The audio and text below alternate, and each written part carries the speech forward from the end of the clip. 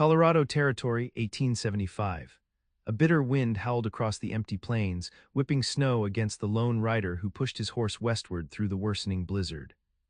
Ethan Kincaid pulled his worn leather duster tighter, squinting against the stinging flakes that seemed determined to blind him.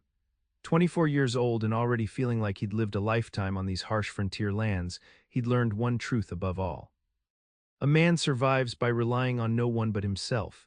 Just a few more miles, Thunder, he muttered to his dun stallion, who snorted in protest against the driving snow.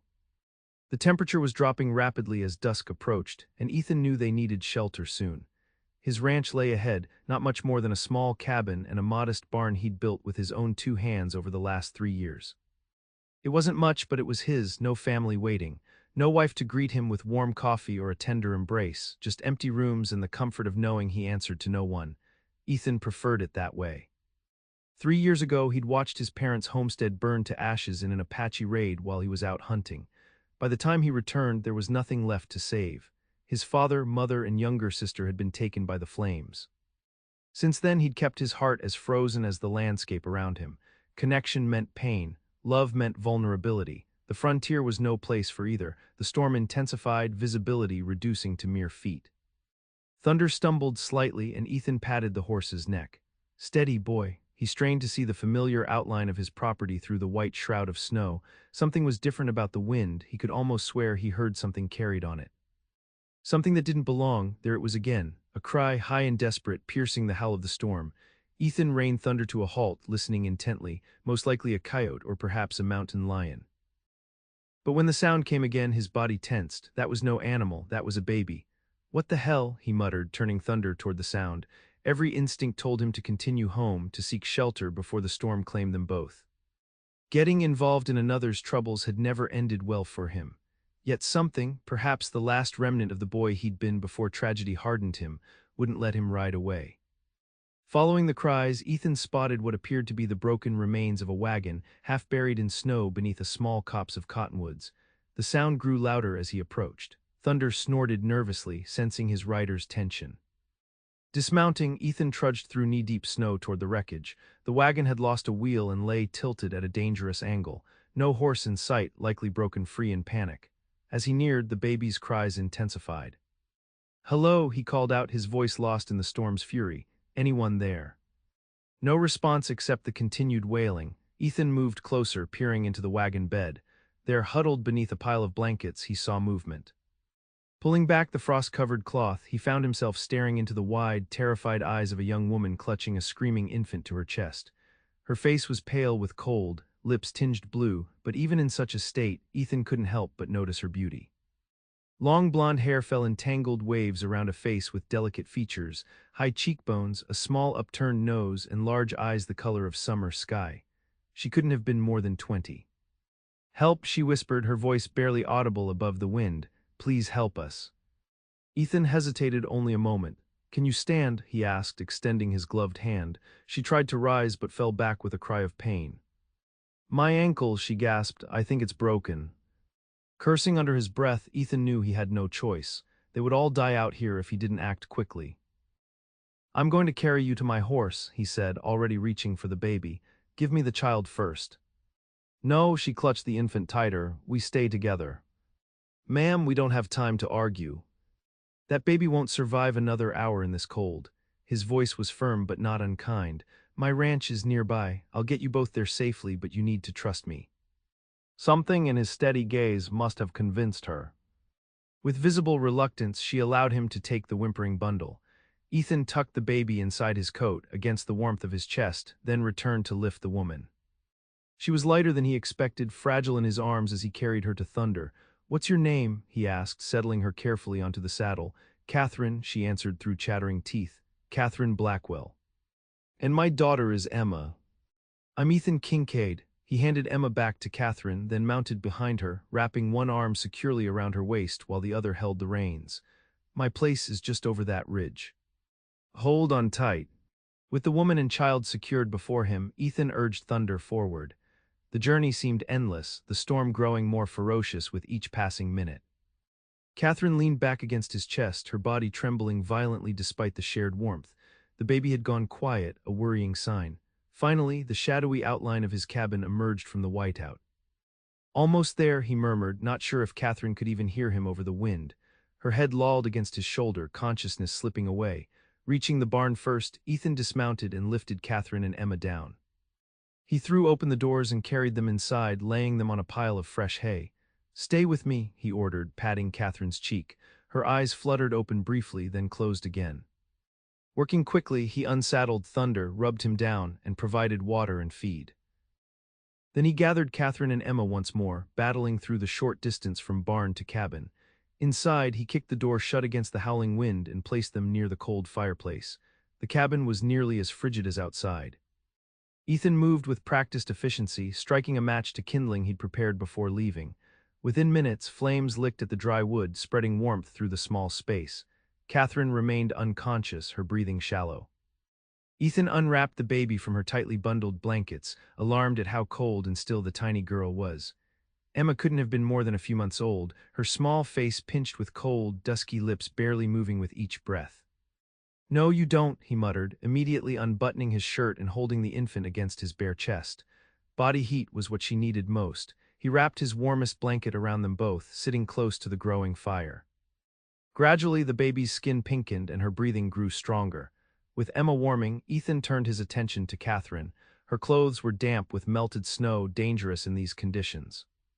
He hesitated only briefly before beginning to remove her sodden coat and dress, keeping her covered with blankets as much as possible. Beneath the practical frontier dress, she wore a simple cotton chemise and petticoats. Her ankle was swollen and bruised, but not broken as she'd feared, likely a severe sprain. He wrapped it tightly with a clean cloth, then checked for other injuries. Finding none obvious, he dressed her in one of his own flannel shirts, which swallowed her slender frame, then layered her with every blanket he owned. Through it all, Katherine remained unconscious, though her breathing had strengthened. Emma had begun to fuss, making tiny mewling sounds against his chest. "Hunger, most likely.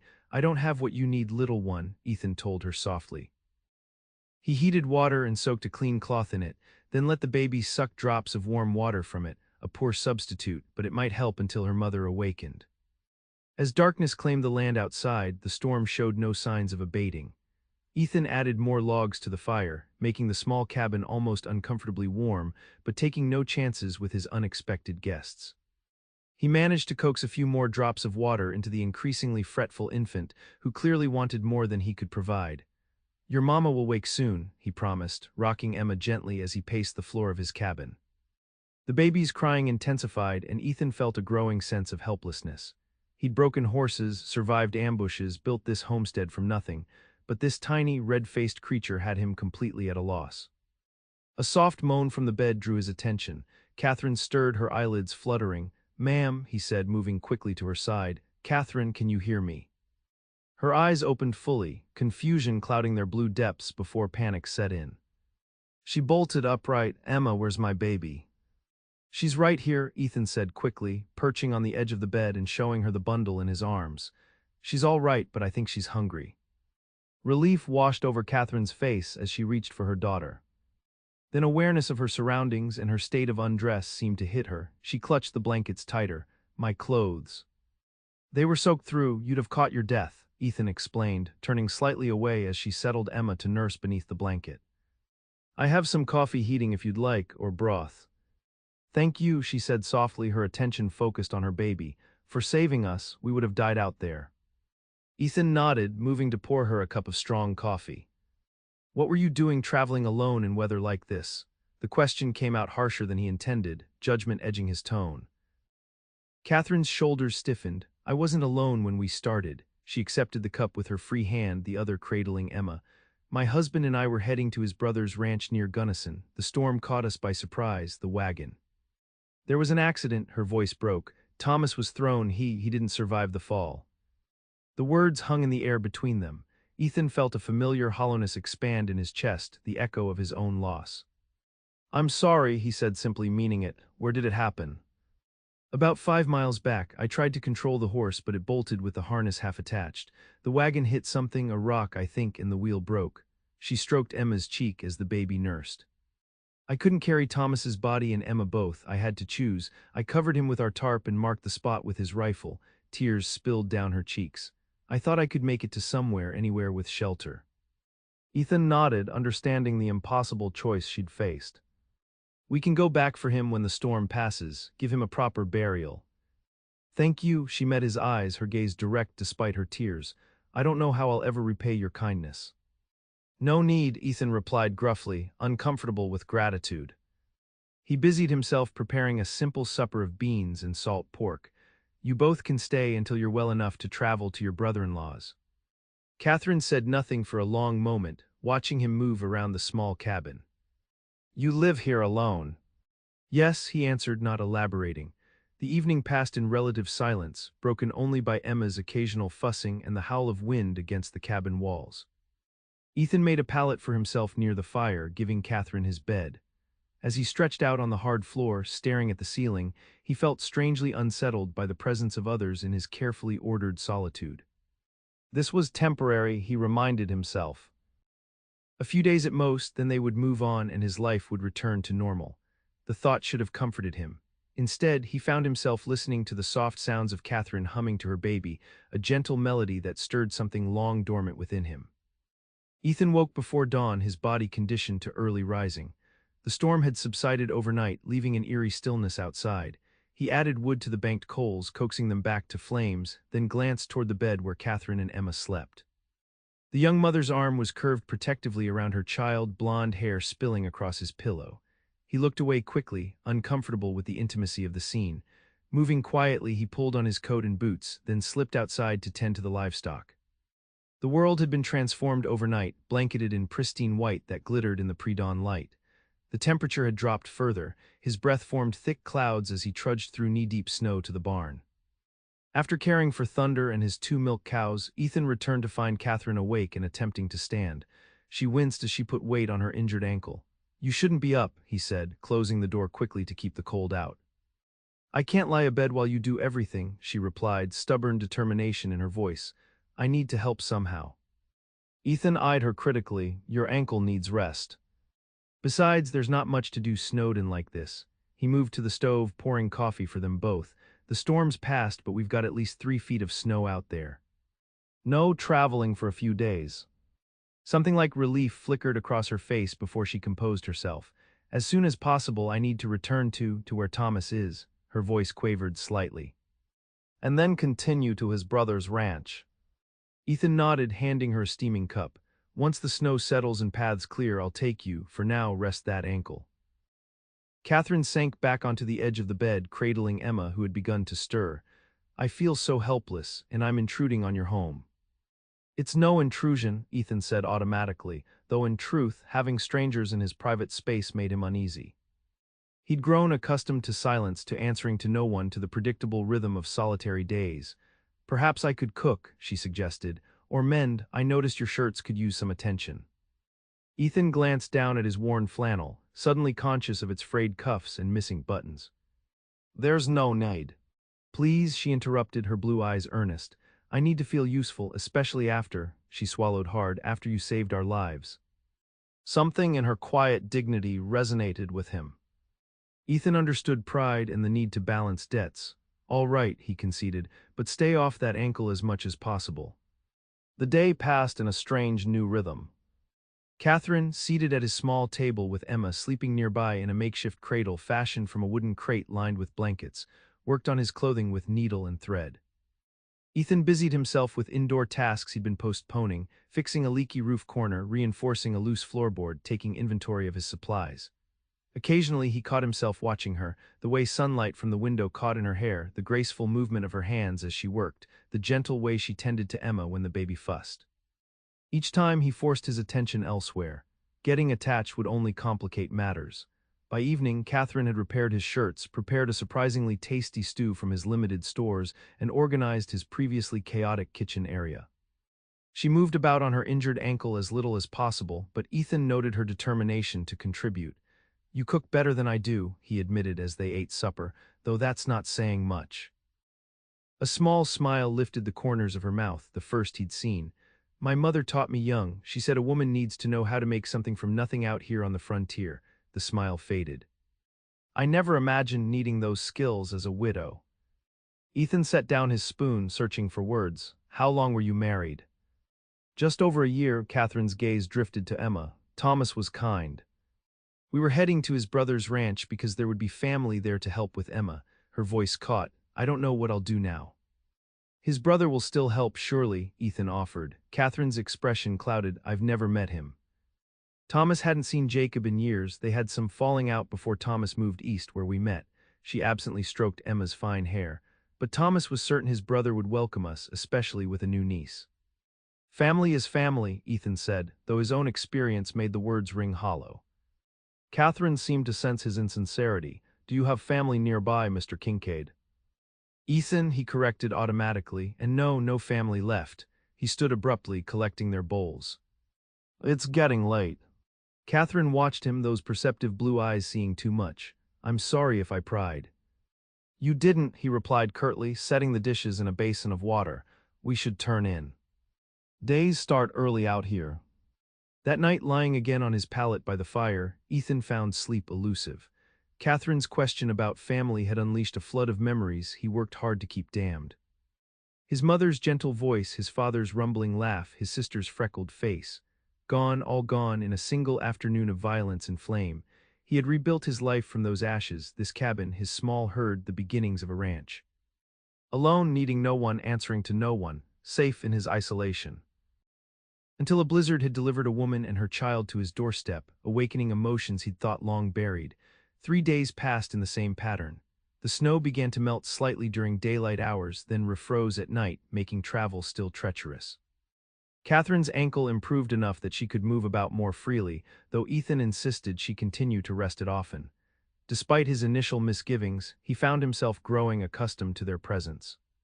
The cabin no longer felt suffocatingly small with 3 inhabitants. Instead, it seemed fuller, warmer somehow. He caught himself looking forward to meals shared at his small table, to the sound of Catherine's voice as she told stories to Emma, to the domestic touches she'd added to his Spartan home. On the afternoon of the 4th day, he returned from checking fence lines to find Katherine at his desk, a piece of paper before her. She looked up guiltily at his entrance. I hope you don't mind, she said, setting down his pencil. I was writing down some directions to Thomas's brother's ranch. My memory isn't always the best, and I wanted to be sure I had it correct for when I leave. Ethan nodded, shrugging off his coat. Smart thinking, he glanced at Emma, who was awake in her makeshift cradle, tiny fists waving in the air. Without thinking, he reached down to let her grasp his finger, a small smile tugging at his lips as her entire hand barely encircled it. She likes you, Katherine observed softly. Ethan withdrew his hand, suddenly self-conscious. The trails should be passable tomorrow, he said, changing the subject. We can head out, to where your husband is. Then continue on to his brother's place. Yes, of course, Katherine folded the paper carefully. Thank you for everything. That evening, a new tension filled the small cabin, the awareness that their temporary arrangement was ending. Katherine was quieter than usual, her attention focused on Emma. Ethan found himself inventing tasks to keep busy, avoiding conversation. As he banked the fire for the night, Katherine spoke from the bed where she sat brushing her long blonde hair. Well, Ethan. He looked up, startled by her use of his given name. Yes. Would you tell me about your family? She asked gently. You've done so much for us, yet I know almost nothing about you. Ethan's hands stilled on the poker. His instinct was to deflect, to maintain the walls he'd built around his past, but something in her sincere expression made him reconsider. They died, he said simply, returning the poker to its stand, 3 years ago. Apache raid while I was out hunting. Catherine's brush paused mid-stroke. Oh, Ethan, I'm so sorry. He shrugged, the practiced gesture of a man who pretended old wounds didn't still bleed. It happened to many settlers out here. That doesn't make it any less painful for you, she said quietly. Ethan said nothing, uncomfortable with her perception. He moved to his pallet, turning away from her sympathetic gaze. You've been alone since then? Katherine asked after a moment. Yes, he punched his folded jacket into a semblance of a pillow. It's simpler that way. Simpler, perhaps, she agreed, her voice thoughtful. But lonely. Ethan lay down, staring at the ceiling. I manage fine. I know you do, Catherine's voice grew softer, but there's a difference between surviving and living, isn't there? Her words hung in the air between them, uncomfortably perceptive. Ethan closed his eyes, feigning sleep rather than answering. Eventually, he heard her settle down with Emma, the rhythmic sounds of their breathing filling the quiet cabin. But sleep eluded him once more, her words echoing in his mind. Surviving versus living, he'd never considered the distinction. Survival had consumed him since the day he returned to find his family's homestead in ashes, securing shelter, food, building something from nothing. What room was there for more than that on the unforgiving frontier? Yet watching Katherine with Emma these past days had stirred something within him, a reminder of what a home could feel like. The easy domesticity, the simple joy of a baby's smile, the comfort of another adult's conversation. Things he'd convinced himself he didn't need, didn't want. Morning came with clear skies and warming temperatures, perfect conditions for travel. Ethan rose early, preparing for their journey. He packed provisions, saddled Thunder, and readied the small sleigh he sometimes used in winter, hitching his steadiest draft horse to pull it. Katherine emerged from the cabin wearing her own dress, now cleaned and mended, with Emma bundled securely in her arms. She had braided her long blonde hair, and though grief still shadowed her eyes, there was a quiet strength in her bearing. "I'm ready," she said simply. Ethan nodded, helping her into the sleigh and tucking thick furs around her and Emma. "The journey will take most of the day. We'll recover your husband first, then continue on toward his brother's ranch. We might need to stop overnight depending on conditions." "I understand," Katherine adjusted Emma's blankets. "Thank you for doing this." They set off as the sun crested the eastern horizon, the sleigh cutting smoothly through the snow. Ethan rode Thunder alongside, leading the way. The landscape stretched before them, pristine white broken only by dark stands of pine and the occasional rocky outcropping. Katherine directed him to the site of the accident, recognizing landmarks despite the snow-altered terrain. By mid-morning, they reached the place where she had been forced to leave her husband. Thomas Blackwell's body lay where Katherine had left it, the tarpaulin now covered with a light dusting of snow. Ethan dismounted, approaching with respectful solemnity. Pulling back the covering, he found a young man perhaps a year or two older than himself, his features peaceful in death, blonde hair similar to Katherine's. "He looks like Emma," Ethan observed softly. Katherine nodded, tears streaming silently down her cheeks as she clutched their daughter. He was so excited to be a father. Together they wrapped Thomas's frozen body more securely, then Ethan lifted him into the sleigh. Katherine sat beside her husband, one hand resting on the shrouded form while the other held Emma close. "We should find somewhere to bury him," Ethan said gently. "The ground's too frozen here." "Could we?" Katherine hesitated.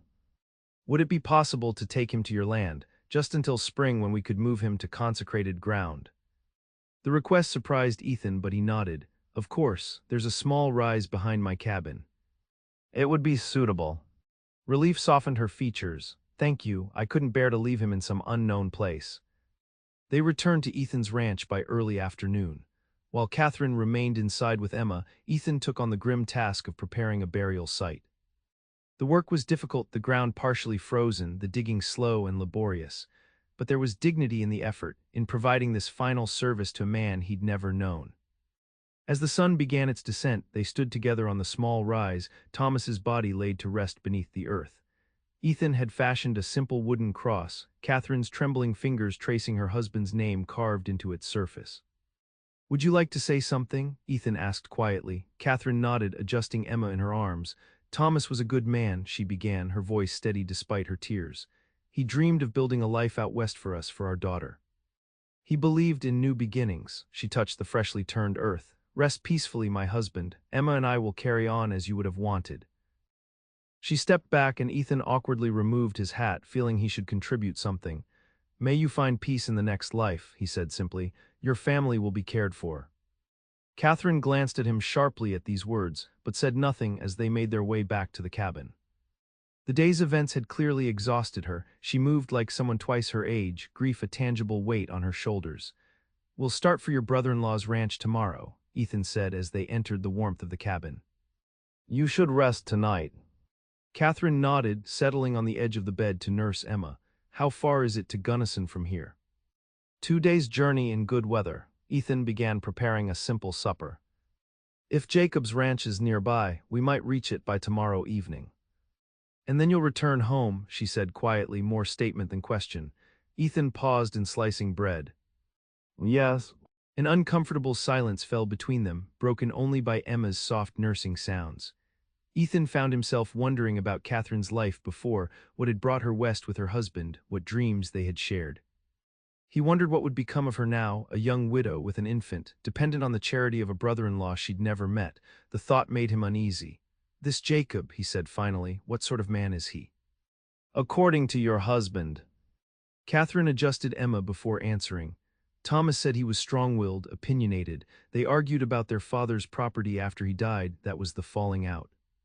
But Thomas believed Jacob would welcome us. She looked up, uncertainty in her eyes. He has a wife, children of his own. Thomas thought Emma would be better growing up with cousins. Ethan nodded, though something about the situation troubled him. "And if Jacob isn't welcoming, what then?" "I don't know," Katherine admitted, her voice small. "I have some savings, but not enough to establish a home on my own. Perhaps I could find work in a town somewhere. I'm educated, I could teach perhaps." The vulnerability in her voice stirred a protective instinct in Ethan that both surprised and unsettled him. This wasn't his concern. Once he delivered Katherine and Emma safely to Jacob's ranch, his obligation would be fulfilled. Their future beyond that point was not his responsibility. Yet as they ate their simple meal and prepared for sleep on their last night in his cabin, Ethan couldn't shake a growing sense of disquiet. Katherine had become more than just a stranger he'd rescued. Her quiet strength, her devotion to Emma, her gentle presence in his home, these things had begun to matter to him in ways he wasn't prepared to examine too closely. Sleep came fitfully that night, his dreams a confused tangle of past and present. His family's burning homestead transforming into his own cabin, Katherine and Emma trapped inside. He woke before dawn, drenched in sweat, the phantom screams still echoing in his ears. Morning brought clear skies again, perfect for travel. They left after a quick breakfast, Katherine taking one last look at the small grave on the rise before they departed. Ethan had repaired her wagon wheel as best he could, the sleigh now converted back to the more practical conveyance for the journey ahead. They traveled in companionable silence for much of the morning, Emma sleeping peacefully in Katherine's arms. The landscape gradually changed as they moved westward, the flat plains giving way to rolling foothills, then the more dramatic rise of mountains in the distance. "It's beautiful country," Katherine observed as they stopped to rest the horses near midday. "I can see why Thomas wanted to bring us here." Ethan nodded, surveying the vista before them. Hard country, but worth the effort. "Your ranch," Katherine said, adjusting her shawl against the breeze, "are you planning to expand it?" The question caught Ethan off guard. Few people had shown interest in his future plans. "Yes, I've got 60 acres now, but there's unclaimed land to the north that would be good for cattle. Been saving to purchase it next year." "You've accomplished a great deal on your own," she observed. Ethan shrugged, uncomfortable with the praise. "Just doing what needs doing." "Still," Katherine persisted, "most men would have sought partners or hired hands for such work." "Partners complicate things," Ethan replied, checking Thunder's harness to avoid her gaze. "And hired hands cost money I don't have yet." "So you prefer solitude?" Her tone was curious, not judgmental. Ethan considered the question seriously. "It's not about preference. It's about necessity." He looked up, meeting her eyes. "People let you down, they leave or they die. Either way, you're left picking up the pieces." Katherine didn't flinch from his blunt assessment. "Yes," she agreed softly, "they do. But that doesn't mean we stop needing them, does it?" Before Ethan could formulate a response, Emma began to fuss, demanding her mother's attention. The moment passed, but Katherine's words lingered as they resumed their journey. By late afternoon, they crossed into territory unfamiliar to Ethan. Katherine consulted her written directions, guiding them toward a valley nestled between two mountain ranges. According to her information, Jacob Blackwell's ranch lay at the western edge of this valley. As the sun began its descent, they crested a rise that offered a view of their destination. Below them, the valley spread out in pastoral beauty, a river cutting through its center, several homesteads dotting the landscape. "That must be it," Katherine said, pointing to a substantial ranch compound near the far end of the valley. Even from this distance, they could make out a large main house, a barn, and several outbuildings. Cattle grazed in fenced pastures nearby. "Looks prosperous," Ethan observed, a curious mix of relief and disappointment washing over him. Jacob Blackwell was clearly doing well for himself. Katherine and Emma would be materially secure at least. "Yes," Katherine agreed, though Ethan detected a note of apprehension in her voice. They descended into the valley, following a well-maintained road toward the Blackwell ranch. As they drew closer, details emerged. The main house was an impressive two-story structure with a wide porch, the barn newer and larger than most in the territory, the fences sturdy and well-built. Wealth and permanence were evident in every aspect of the property. A man emerged from the barn as they approached, watching their arrival with obvious curiosity. Tall and broad-shouldered, with a full beard streaked with gray despite his relatively young age, he stood with the confidence of someone accustomed to authority. "That's Jacob," Katherine whispered, recognition in her voice. "Thomas had a small photograph." Ethan nodded, drawing the wagon to a halt a respectful distance from where Jacob Blackwell stood waiting. "Let me speak to him first," he suggested, sensing Katherine's nervousness. "Prepare him for the news."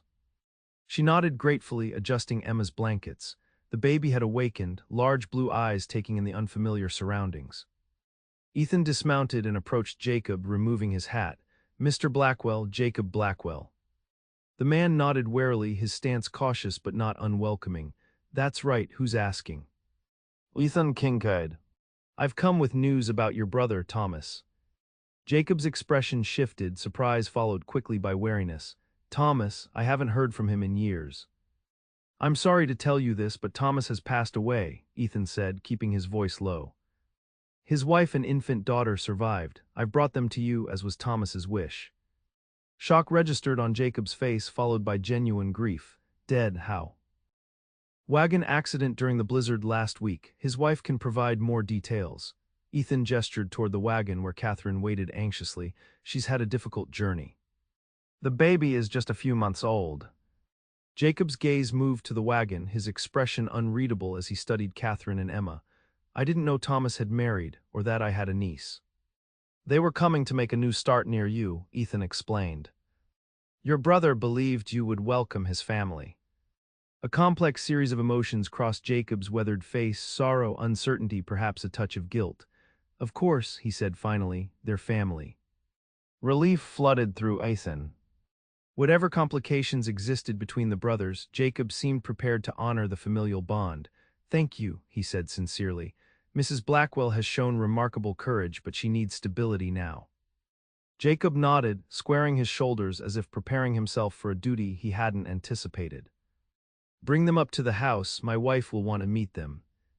Ethan returned to the wagon, helping Katherine down with Emma. "He's grieving the news," he told her quietly, "but he's willing to welcome you both." Gratitude shone in Katherine's eyes. "Thank you for smoothing the way." They approached Jacob together, Katherine holding Emma close. For a moment the brothers' resemblance was striking. Emma had inherited the same distinctive Blackwell features evident in her uncle's face. "Mrs. Blackwell," Jacob said formally, inclining his head. "I'm deeply sorry about Thomas. Please accept my condolences." "Thank you," Katherine replied with equal formality. "Thomas spoke of you often. He was certain you would be kind to us." A flicker of emotion, perhaps regret, crossed Jacob's features. "We had our differences, but he was my brother." His gaze shifted to Emma. "And this is my niece." "Yes, Emma Katherine Blackwell." With visible pride, Katherine adjusted the blanket so Jacob could see the baby's face more clearly. Something softened in the man's stern countenance. "She has the Blackwell look about her." "My wife will be pleased. She's always wanted a girl." He gestured toward the house. "Come inside, Martha will get you settled." Ethan followed as Jacob led them toward the impressive dwelling, watching the interaction carefully. So far, Jacob had responded better than he'd feared, though there was a formality in his manner that suggested the brothers' estrangement had run deep. The interior of the Blackwell home confirmed the family's prosperity: polished furniture, actual glass windows, decorative touches unusual for frontier homes. A woman appeared from what was likely the kitchen, wiping her hands on an apron, her expression curious. "Martha," Jacob said, "this is Thomas's widow, Katherine, and their daughter, Emma." Martha Blackwell was a sturdy, handsome woman with kind eyes and a practical manner. "Thomas's wife," she repeated, surprise evident. "I didn't know he had married." "We've been out of touch for some years," Jacob explained, discomfort evident in his voice. "Thomas died in the recent blizzard. They were on their way here." Understanding dawned on Martha's face, followed immediately by compassion. "You poor dear," she said, approaching Katherine. "Such a terrible loss, and with a little one too." She peered at Emma, her expression softening. "What a beautiful child."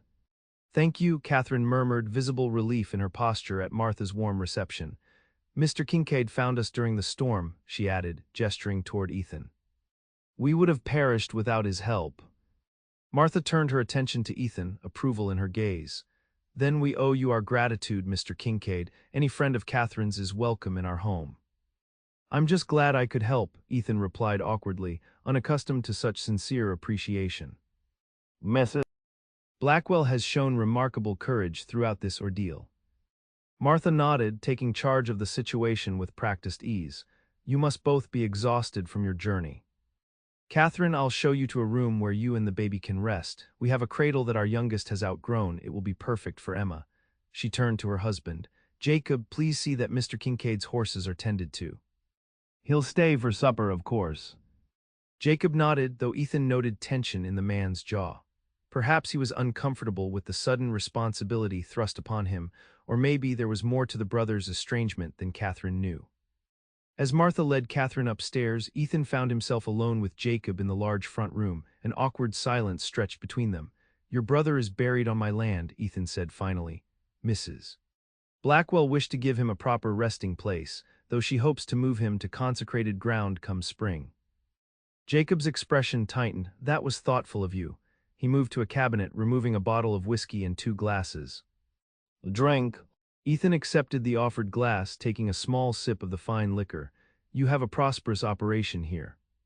Built it from nothing, Jacob confirmed, pride evident in his voice. 15 years of backbreaking work. He studied Ethan over the rim of his glass. You have a ranch yourself. A small one east of here, nothing like this. Ethan gestured to encompass the impressive home. Still building. Jacob nodded appreciatively. It's good land out here, challenging but rewarding for those willing to put in the effort. The conversation shifted to ranching matters, cattle breeds, water access, winter preparations. Ethan found Jacob knowledgeable and forthright, if somewhat reserved. The tension he'd sensed earlier seemed to ease as they discussed their shared profession. By the time Martha returned, announcing that Catherine was resting comfortably, the 2 men had reached a tentative understanding. Jacob may have had his differences with Thomas, but he seemed honorable enough, and his wife's obvious compassion boded well for Catherine and Emma's future here. Supper was a subdued but not uncomfortable affair. Catherine rejoined them, Emma sleeping peacefully in the borrowed cradle nearby. Martha's 3 sons, ranging from 12 to 7 years of age, regarded their new aunt and cousin with open curiosity, while Jacob maintained a polite if somewhat distant demeanor. Throughout the meal, Ethan found his attention repeatedly drawn to Catherine. She handled the new situation with remarkable poise, answering the boys' questions about their uncle with gentle honesty, expressing appropriate gratitude to Martha for her hospitality. Yet Ethan noticed the strain beneath her composed exterior, the slight tremor in her hand as she lifted her fork, the shadow of grief that darkened her eyes when she thought no one was looking. As the evening concluded, the inevitable moment arrived. I should be heading back at first light, Ethan announced, setting down his coffee cup. Long journey ahead. Catherine's gaze met his across the table, something unspoken passing between them. Of course, she said softly, you've already done far more than we could have asked. Nonsense, Martha interjected. You can't possibly start back so soon. Stay at least a day to rest your horses. We have plenty of room. Ethan hesitated, torn between the pull of his own solitary routine and an unexpected reluctance to say goodbye so quickly. That's very kind, but... I insist, Martha said firmly. Besides, I'm sure Catherine would appreciate a familiar face during her first days here. She glanced meaningfully at her husband, who nodded his agreement, if somewhat reluctantly. Thank you, Ethan conceded, not missing the flash of relief in Catherine's expression. Just one night, then. Later, settled in the Blackwells' comfortable guest room, Ethan found himself restless. The house was quiet, the family retired for the night, but sleep eluded him. The events of the past week, finding Catherine and Emma in the storm, sharing his home with them, the journey here, had disrupted more than just his daily routine.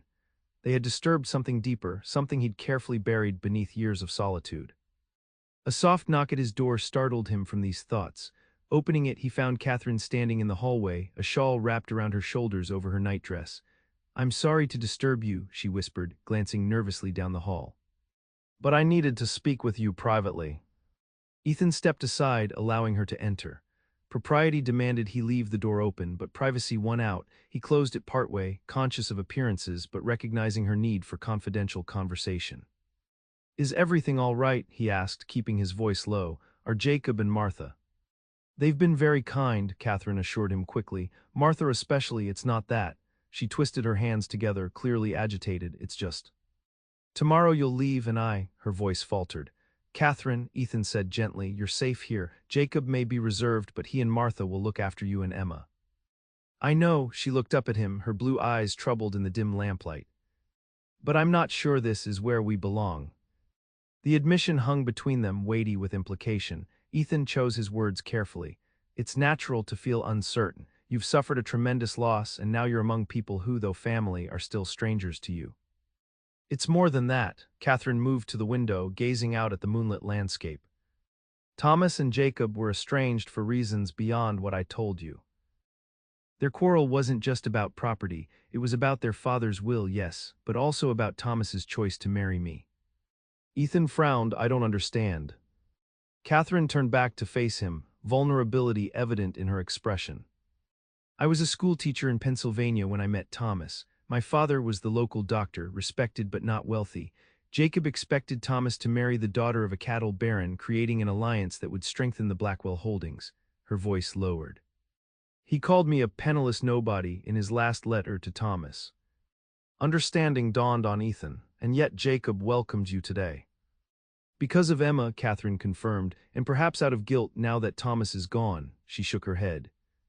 I'm grateful for their kindness, truly, but I wonder if Emma and I will ever be more than obligations to Jacob.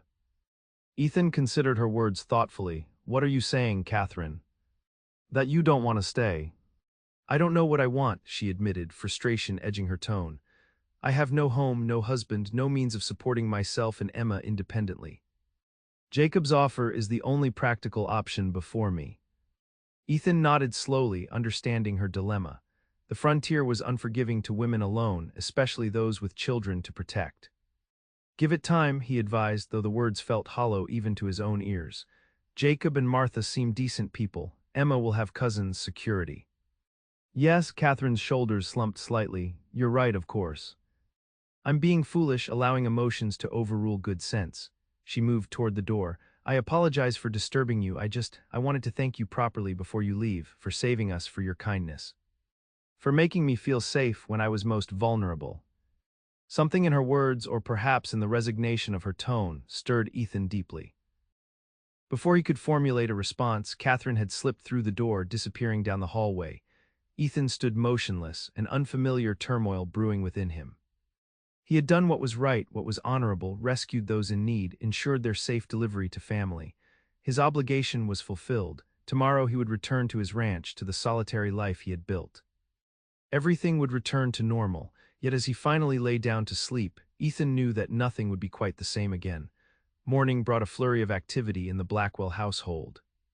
Martha had prepared a substantial breakfast, the three boys chattering excitedly about showing their new cousin around the ranch when she was older. Jacob, though still somewhat reserved, spoke of plans to expand a room for Katherine and Emma's permanent use.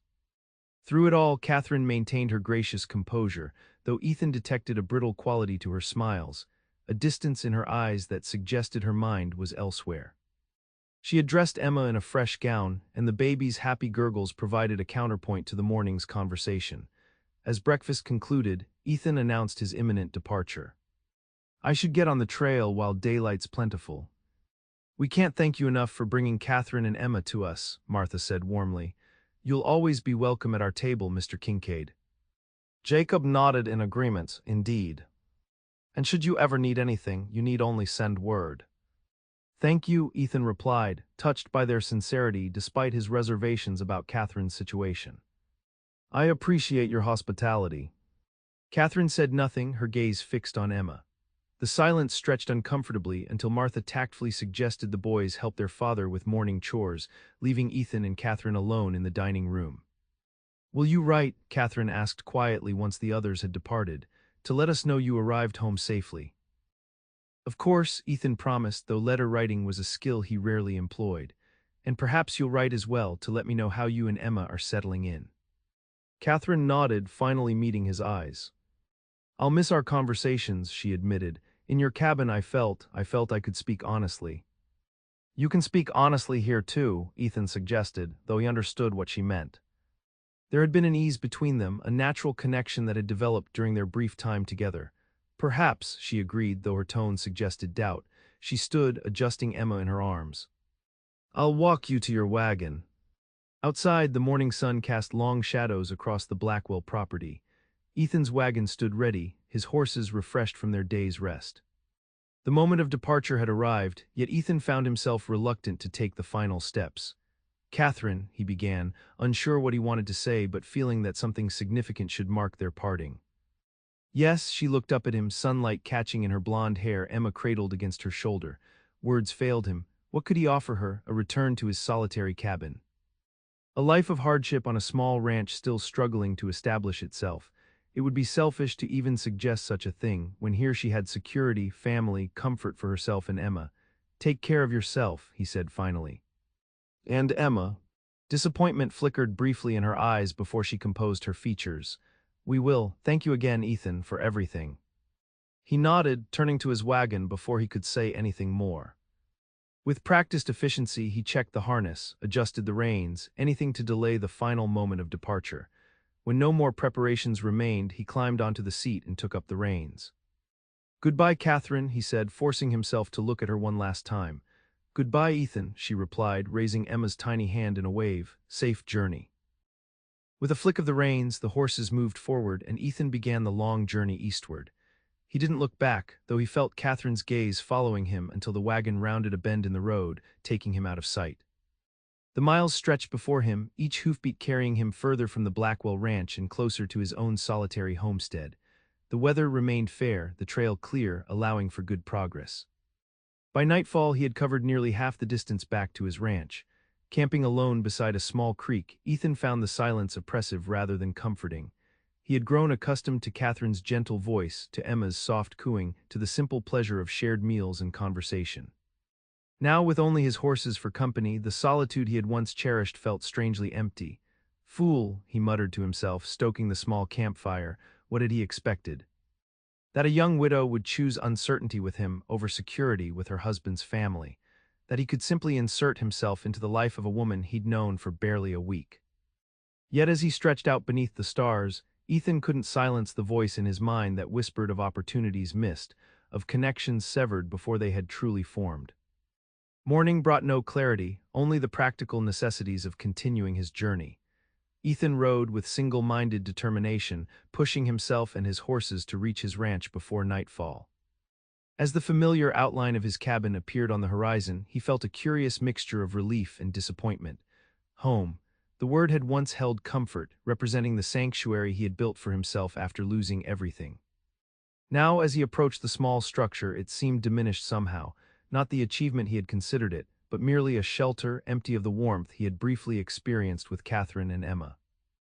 The cabin itself was exactly as they had left it, yet entering alone made it seem like a different place entirely. The bed still held the faint impression of Katherine and Emma's presence. The table where they had shared meals stood bare and uninviting. Even the air seemed stiller, as if the life had been drawn from it. Ethan moved through his evening routine mechanically, tending the horses, building a fire, preparing a simple meal. Each task reminded him of how Katherine had shared these responsibilities during her brief stay, how her capable hands had brought order to his chaotic bachelor existence. Sleep came fitfully that night, his dreams filled with images of Katherine and Emma at the Blackwell ranch, Katherine's smile growing more strained, Emma learning to call another man Papa, the warmth in Katherine's eyes slowly fading as she settled into a life of obligation rather than choice. He woke before dawn, restless and troubled. The day stretched before him, fences to mend, livestock to tend, the endless tasks of maintaining a ranch alone. Work that had once given him purpose now seemed hollow, a mere filling of hours rather than the building of a life. By mid-morning, his decision was made. Ethan secured his property as if for a longer absence, packed supplies and saddled thunder. Whatever madness had seized him, he couldn't ignore it. He needed to know if Katherine was truly content at the Blackwell ranch, if the unease he had sensed in her was merely adjustment to new circumstances or something deeper. The journey west seemed faster this time, urgency lending speed to his travels. Ethan rehearsed what he would say, how he would explain his return without seeming presumptuous or foolish. Perhaps he would simply claim concern for their welfare, a desire to ensure their proper settlement. A reasonable excuse that wouldn't reveal the truth that in the space of a few days, Katherine and Emma had become more important to him than his cherished solitude. Late afternoon on the second day brought him within sight of the Blackwell Ranch. From a distance, all appeared peaceful, smoke rising from the chimney, cattle grazing in nearby pastures, the routine of ranch life continuing undisturbed. Ethan hesitated at the edge of the property, suddenly uncertain. What if Katherine was happy here? What if her confidences to him had been merely the natural uncertainty of a woman adjusting to widowhood and a new home? His arrival could disrupt whatever peace she might have found. Before he could reconsider, one of the Blackwell boys spotted him from the barn and called out, waving enthusiastically. The decision had been made for him.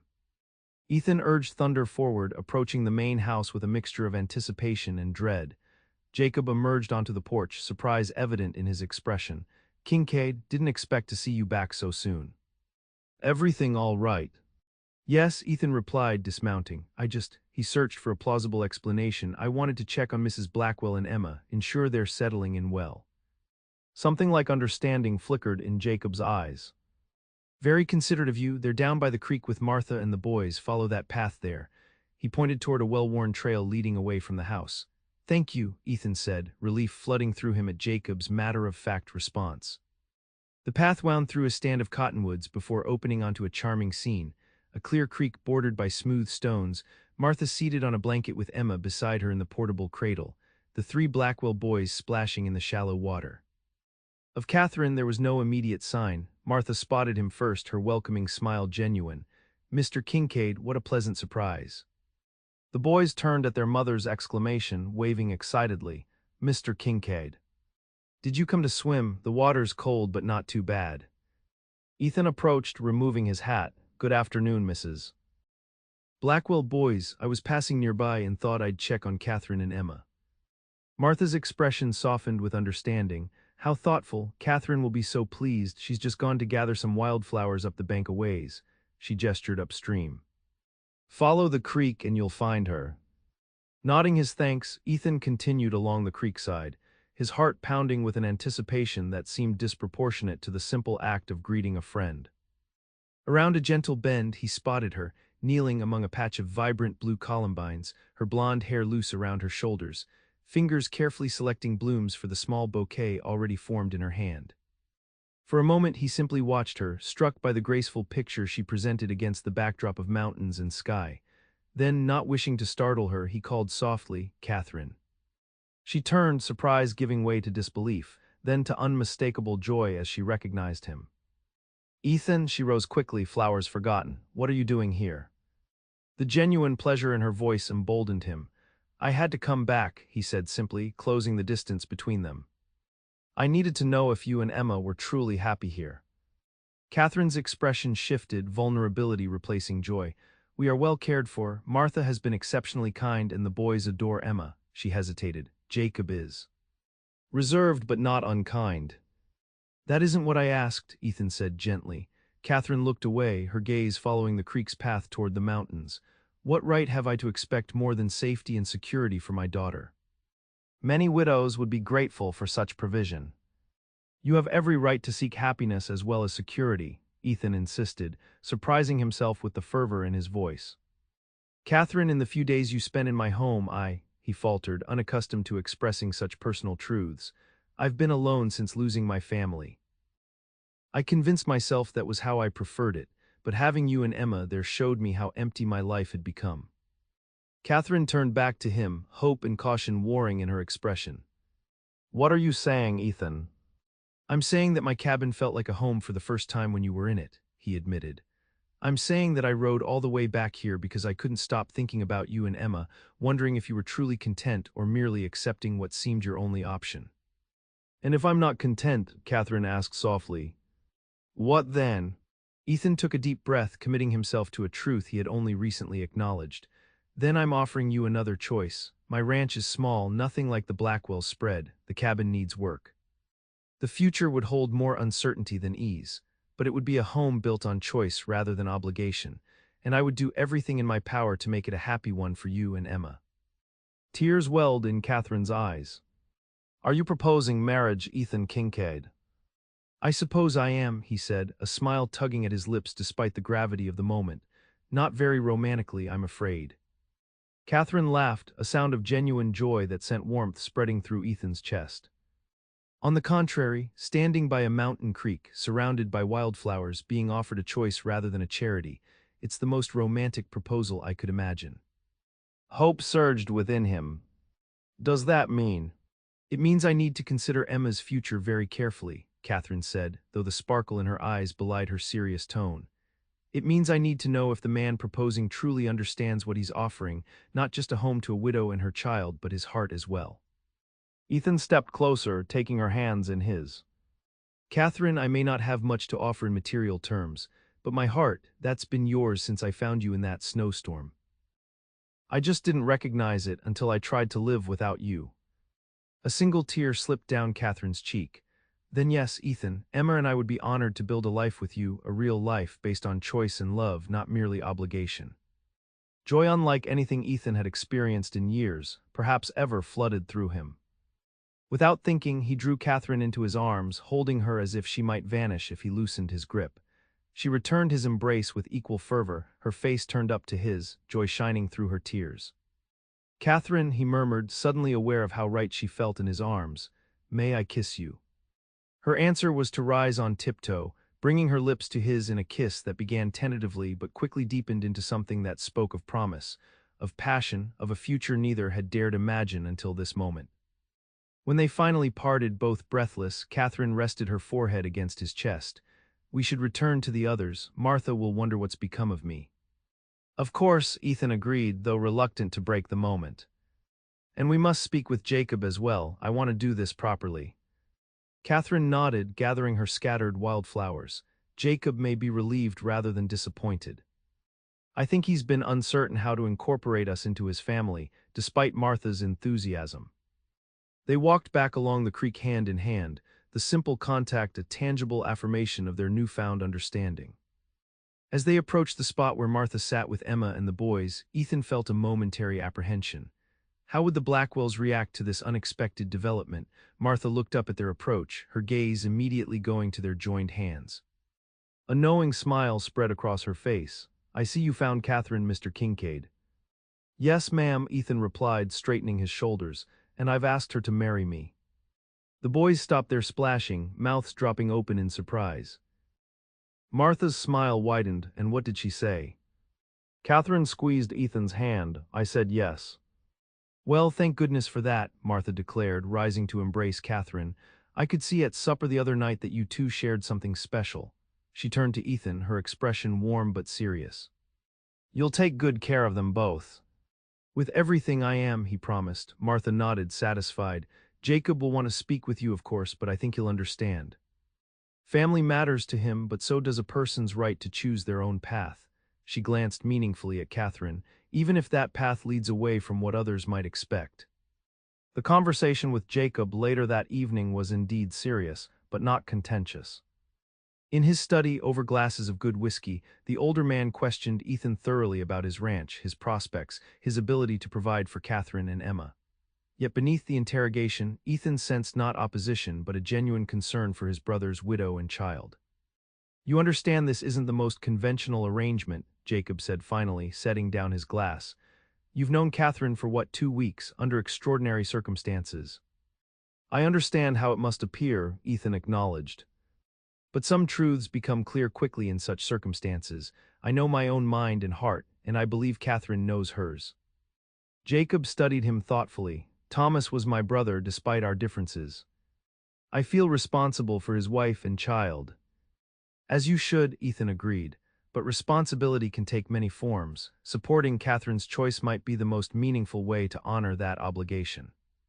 A reluctant smile tugged at Jacob's mouth. You make a fair point, he sighed, leaning back in his chair. Katherine has been restless since her arrival. I attributed it to grief, to adjustment. Perhaps it was something more. She's a remarkable woman, Ethan said simply. Independent-minded, courageous. The kind of partner a man would be fortunate to have beside him building a life on the frontier. Yes, she is, Jacob agreed, surprising Ethan with his perception. Thomas chose well, better than I gave him credit for. He rose, extending his hand. "You have my blessing, Kincaid, but know this, if Katherine or Emma ever need anything at all, the Blackwell door remains open to them." Ethan shook the offered hand, respect for the man growing. "Thank you, that means a great deal to us both." The following days passed in a flurry of preparation. Katherine and Ethan agreed that a swift marriage made the most sense. They would wed before returning to Ethan's ranch with the Blackwells as witnesses. Martha threw herself into arrangements with enthusiasm, altering one of her own dresses for Katherine and helping prepare a modest wedding feast. For Ethan, these days held a dreamlike quality. Each morning brought the joy of seeing Katherine and Emma, of planning their shared future, of discovering new facets of the woman who would soon be his wife.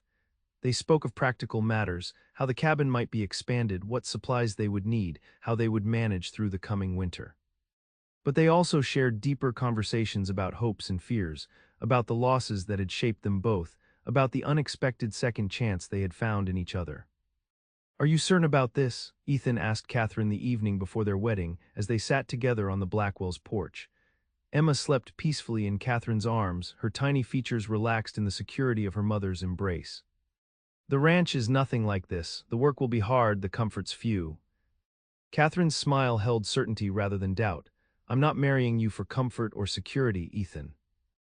I'm marrying you because in your cabin, with snow piled against the walls and barely enough food to share, I felt more at home than I have anywhere since my parents died." She looked down at Emma. "And because I believe you'll love Emma as your own, that you'll be the father she needs." "I already do," Ethan admitted, gently touching Emma's tiny hand. "From the moment I held her against my chest in that blizzard, trying to warm her frozen little body, she claimed a piece of my heart I didn't know existed." Katherine's eyes shimmered with unshed tears. "Then we have everything that truly matters." The wedding itself was simple but meaningful, held in the Blackwells' parlor with a circuit-riding minister who happened to be passing through. Katherine wore Martha's altered dress, a lovely pale blue that matched her eyes, with wildflowers in her hair. Ethan, in his best shirt and trousers, felt both terrified and exultant as he spoke his vows, promising before God and these witnesses to love and cherish Katherine and Emma for all his days. When the minister pronounced them husband and wife, Ethan kissed his bride with a reverence that belied the brief nature of their courtship. In Katherine's eyes, he saw not just affection but a deep understanding. They were two souls who had known loss, who had built walls against further pain, yet who had found in each other the courage to risk love again. The celebration afterward was cheerful, the Blackwell boys excited by the festivity, Martha beaming with satisfaction, even Jacob unbending enough to offer a heartfelt toast to the newly married couple. Through it all, Ethan found himself watching Katherine in wonder. This strong, beautiful woman was now his wife, his partner in all things. As evening fell and the celebration wound down, Ethan found himself alone with Jacob on the porch while Katherine put Emma to bed in what would be their last night at the Blackwell Ranch. "I've had a thought," Jacob said, breaking the companionable silence. "That north pasture you mentioned wanting to expand into, I know that land, good water access, decent grazing." Ethan nodded, curious where this was lighting. "It would nearly double my acreage." "Consider it Katherine's dowry," Jacob said decisively. "I'll arrange the purchase and transfer the deed to your name." Stunned, Ethan turned to his new brother-in-law. "Jacob, that's incredibly generous, but—" "But nothing," Jacob interrupted. "Thomas would have wanted to provide for his daughter. This is my way of honoring that obligation while respecting Katherine's choice." A hint of regret colored his voice. "Perhaps if I'd been more accepting of his choices while he lived, things might have been different between us." "Thank you," Ethan said simply, recognizing the gift as the peace offering it was. "This means more than I can express." Jacob nodded, uncomfortable with emotional display. "Just make them happy, Kincaid, that's all I ask in return." The journey back to what would now be their shared home took 3 days, the wagon laden with wedding gifts from the Blackwells. Practical items like blankets and cooking utensils, but also small luxuries Martha had insisted Katherine would need. Emma, secured in a special carrier Martha had fashioned, seemed to enjoy the journey, her bright eyes taking in the changing landscape with apparent fascination. For Ethan, traveling with his new wife and daughter, the word still sent a thrill through him, transformed the familiar route into something new and wondrous. They spoke of plans for the ranch, stopped to admire particularly beautiful vistas, made camp each night with the easy coordination of partners already attuned to each other's rhythms. On the evening of the 3rd day, they crested the final rise that overlooked Ethan's property. The cabin sat below, small but sturdy against the backdrop of rolling plains, the barn and corral nearby, a thin spiral of smoke rising from the chimney. Jacob had sent a hand ahead to prepare for their arrival. "Home," Ethan said softly, glancing at Katherine beside him on the wagon seat, Emma sleeping against her shoulder. Katherine surveyed the modest homestead, her expression thoughtful. "It's a good beginning," she said, turning to him with a smile that held both love and determination. "We'll build something wonderful here, the three of us." Ethan nodded, throat tight with emotion. "The three of us," he echoed, placing his hand gently on Emma's small back. In that moment, with the setting sun bathing the landscape in golden light and his newfound family beside him, Ethan Kincaid finally understood what had been missing from his solitary existence, not just companionship, but purpose beyond mere survival. In saving Katherine and Emma from the storm, he had in truth saved himself. They continued down the slope toward the waiting cabin. As they drew closer, Ethan saw the improvements Jacob's hand had made, the porch swept clean, fresh-cut firewood stacked neatly, even curtains hanging in the previously bare windows. Pulling the wagon to a halt before the cabin, Ethan jumped down and came around to help Katherine and Emma. Instead of simply assisting her to the ground, however, he gathered them both in his arms. "Ethan." "What are you doing?" Katherine laughed, holding Emma secure against her.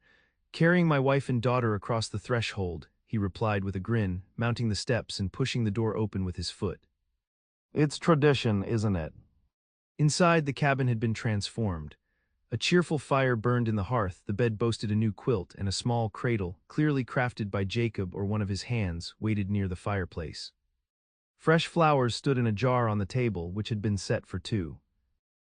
Katherine's eyes widened as Ethan set her gently on her feet. "It's wonderful," she breathed, taking in the simple but thoughtful preparations. "I didn't expect." "Jacob's doing," Ethan explained, equally touched by his brother-in-law's gesture. "He wanted our homecoming to be special." Emma stirred, making small waking noises that would soon become demands for attention. Katherine moved to the cradle, settling her daughter into its snug confines with practiced ease. "There you are, my sweet girl, our new home." Watching them, Ethan felt a surge of protectiveness, of responsibility, but also of profound joy. The cabin that had once seemed a mere shelter against the elements now felt truly like a home, warm with life and possibility. Katherine turned to him, her expression softening as she recognized the emotion in his gaze. "What are you thinking, husband?" The word sent a pleasant shiver through him. "That I'm the luckiest man in Colorado territory," he said honestly. "And that I can't wait to build a life with you and Emma." She crossed to him then, slipping into his embrace with a naturalness that belied their brief acquaintance. "We've already begun," she murmured, rising on tiptoe to kiss him. "And I have a feeling it's going to be a wonderful story." Ethan tightened his arms around her, savoring the warmth of her body against his, the scent of her hair, the promise of all the days and nights to come. "Our story," he agreed, glancing toward Emma in her cradle. "All three of us." As twilight deepened outside the cabin windows, Ethan Kincaid held his newfound family close, marveling at how a terrible blizzard had delivered the greatest blessing of his life. The woman and baby he had found abandoned in the storm had become his reason for being, transforming his solitary existence into something rich with purpose and love. The cabin that had once echoed with emptiness now rang with the sounds of family, Emma's soft coos, Katherine's gentle laughter, the shared whispers of plans and dreams. From the ashes of loss, both Ethan and Katherine had found the courage to build anew, to trust again, to create a home bound not by walls but by the love within them. Outside, the vast Colorado sky deepened to indigo, stars emerging like distant beacons. Inside, the small family that fate had drawn together began the first evening of their shared life, wrapped in the certainty that whatever challenges the frontier might bring, they would face them together, stronger for the storms they had already weathered, richer for having found each other against all odds. And in the years that followed, as their small ranch prospered and grew, as Emma took her first steps across the cabin floor and called Ethan Papa with complete conviction, as brothers and sisters joined her in filling the expanded homestead with laughter and life, Katherine and Ethan would sometimes speak of that terrible blizzard with something like gratitude. For in the howling fury of nature's worst, they had somehow found nature's best, the enduring shelter of true love, the unshakable foundation of family, the quiet miracle of belonging.